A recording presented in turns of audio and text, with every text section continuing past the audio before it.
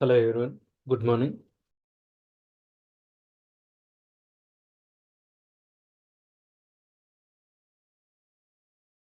Requester submitted, then it comes to the reviewer. That's it.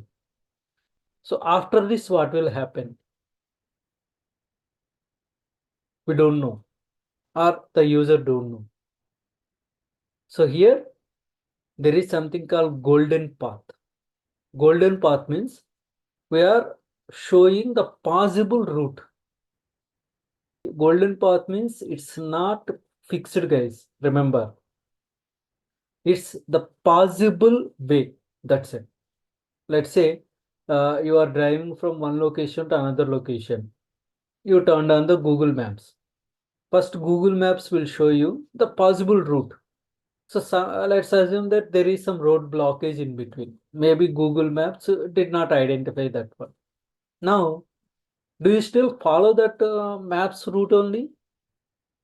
You can't because the road is blocked. You have to take other route. So that is changed at that stage once you reach to that stage because it was unexpected. Unexpectedly, the road was blocked. So you need to change the route. Similarly, here also, golden path means we'll be just defining the possible way.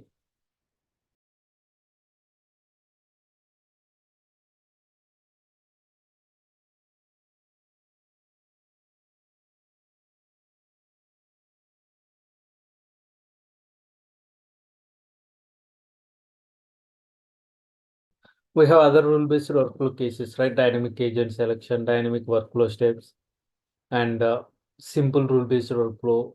This can be implemented for that also. I will show you what is this one and why I mentioned it as option. These are our steps: 0, 10, 20, 40, 30, 50.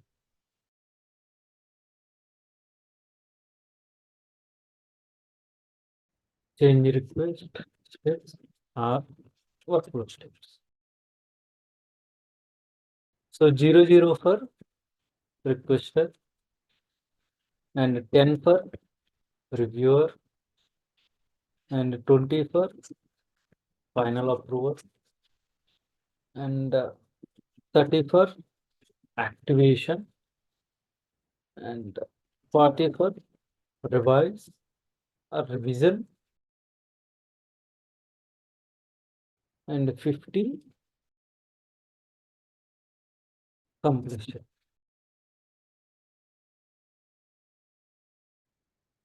Sorry, it's rollback.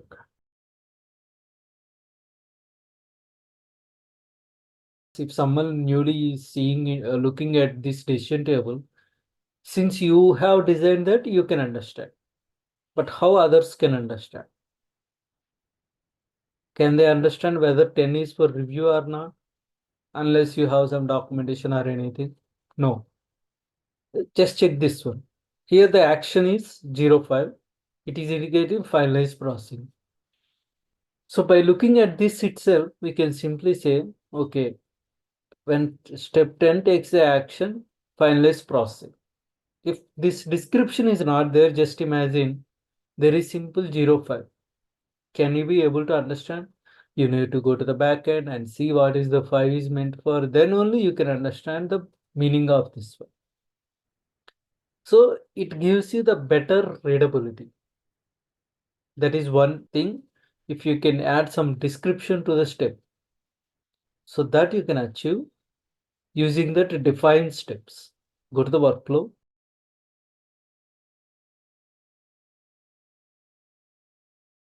Rule-based workflow.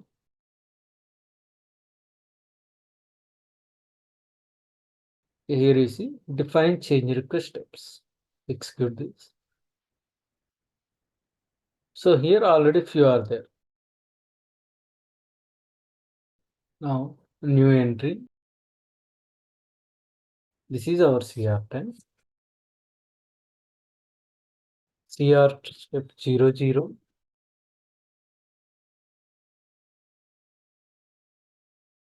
Now let me save and I'll refresh this.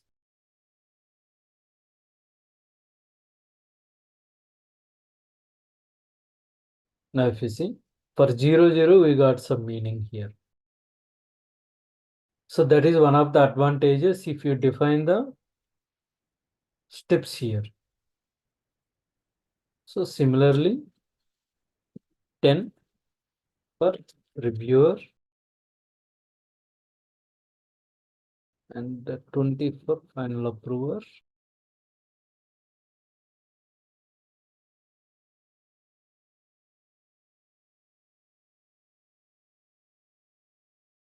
30 for activation.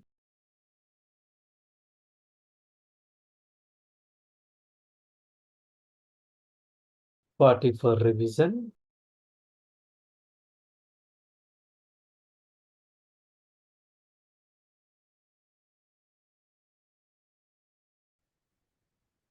50 for rollback. Now if you refresh again,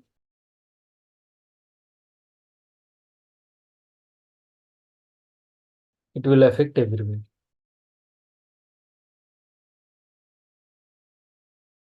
Here also. So there is one more 60 for the completion.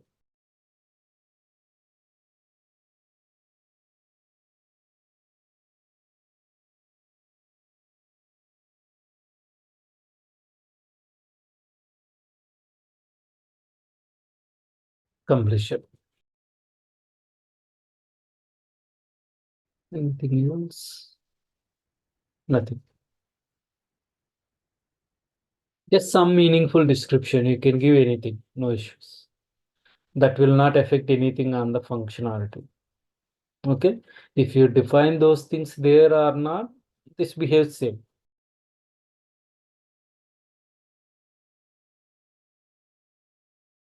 So in any of the rule-based workflows, if you would like to have the step numbers with the descriptions, you can use that. And what is the other advantage? Let me show you.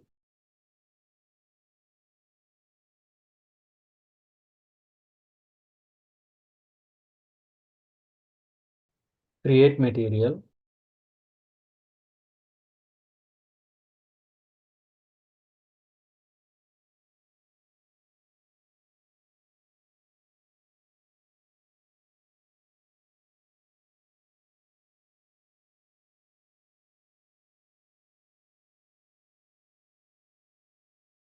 Yes, I just save this.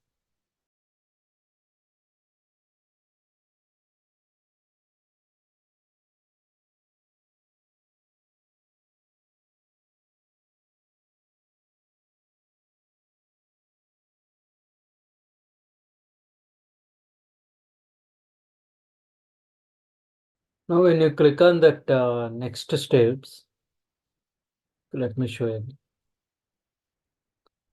When you click on this, what's next? Okay, what's happening? It is giving some warning, no golden path found. Okay, now let me try to create one more material using our parallel workflows here.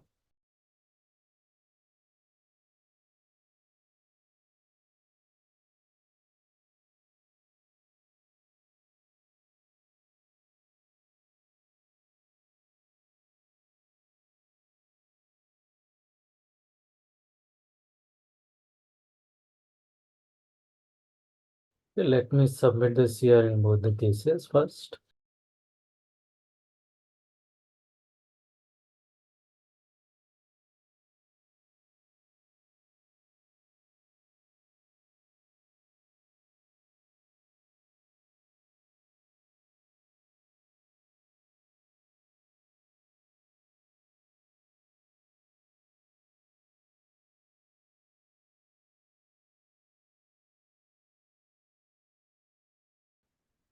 One second, I think there is one configuration missing.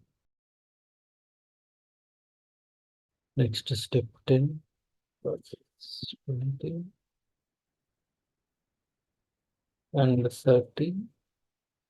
So once the activation is completed, 60. After revision, it should go to the 10 again.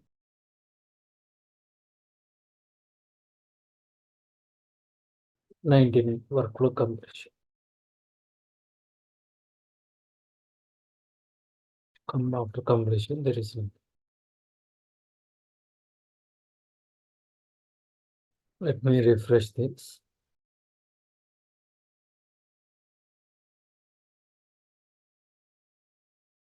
So let me submit this also.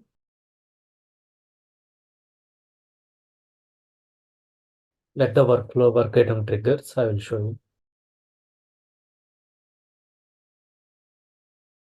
Let's go back to the change requests.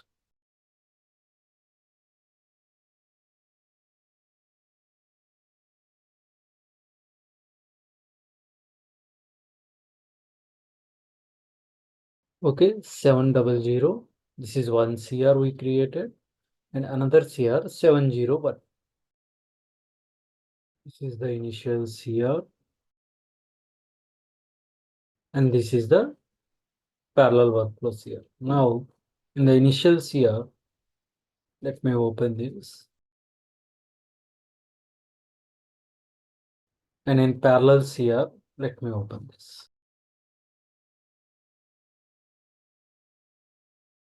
Now, if you look at the differences, in the initial CR, without defining that steps in the that configuration, you see no golden path for, no or invalid next steps defined. But whatever we have done so far, you can see only till that. Requested, submitted, then it comes to the reviewer. That's it. So after this, what will happen?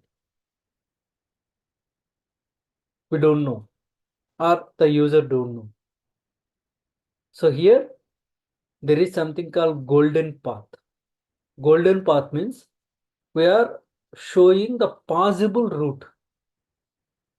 It doesn't mean that it is fixed. Remember, there might be some dynamic behavior executed in the implemented in the programs. Okay, there is a possibility. Will be golden path means it's not fixed, guys. Remember, it's the possible way. That's it. Let's say you are driving from one location to another location. You turn on the Google Maps. First, Google Maps will show you the possible route. So let's assume that there is some road blockage in between. Maybe Google Maps did not identify that one. Now, do you still follow that maps route only? You can't, because the road is blocked. You have to take other route. So that is changed at that stage once you reach to that stage, because it was unexpected. Unexpectedly, the road was blocked. So you need to change the route. Similarly, here also, golden path means we'll be just defining the possible way. Okay, this would be the possible way. And based on the business logic we implemented in the dynamic baddies and everything, this path might get changed dynamically. So here, if you see here, we have defined this path from 0 go to 10. This is just the informative purpose only, guys. It doesn't have any impact on the functionality. Keep that in mind. Just information kind of thing. From 10, possible is 20. So here we are not defining the complete path. From reviewer, it should go to the 20. Will it always go to the 20? No, sometimes it goes to the revision also if there is a rejection. So we are not defining that. We are just defining the happy flow. That's it. If everything goes correct in a simple way, linear way, what will be the next steps? What will be the path? That's it. Okay, and if you check this one, here you got the next possible steps. Okay, 10 to 20, 20 to 30, 30 to 60. If you go here, 0 to 10, 10 to 20, 20 to 30, 30 to 60, 60 to nothing. So when this 40, 50 should come, we did not define here. Next steps are not there for 40, 50. That's why you don't see those two here. This would change dynamically. Okay, let's say for review or reject, then the next step would be different. So let's say here, reviewer rejects.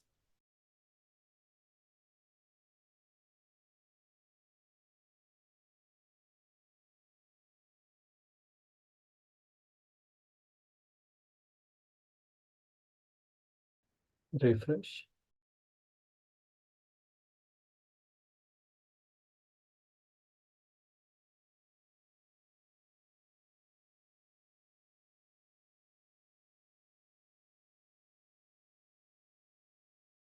Now you see, this has been updated. 40 has been added. Earlier it was not there. From 40, what we have defined? 40 to 10. Again, it goes here. 20, 30, 60. 40, 10, 20, 30, 60. So it will update dynamically based on the path we have defined here. Okay. It depends on the actions taken. It will dynamically accommodate the next available path, next available steps. So, and here, one more thing is keys. You just click on F1. Okay, to change an entity, its key fields must be entered in the CR.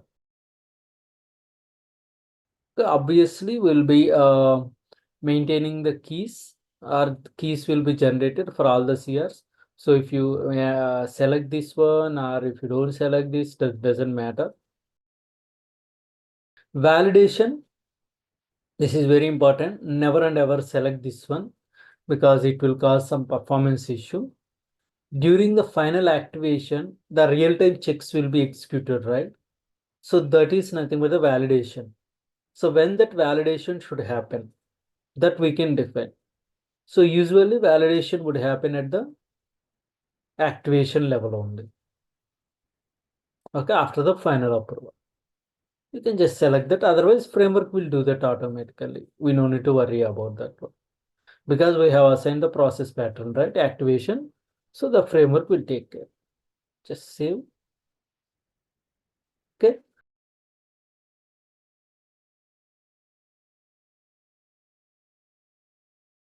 Golden path. Our clients also will ask you sometimes defining available steps or next possible steps. Let me make it like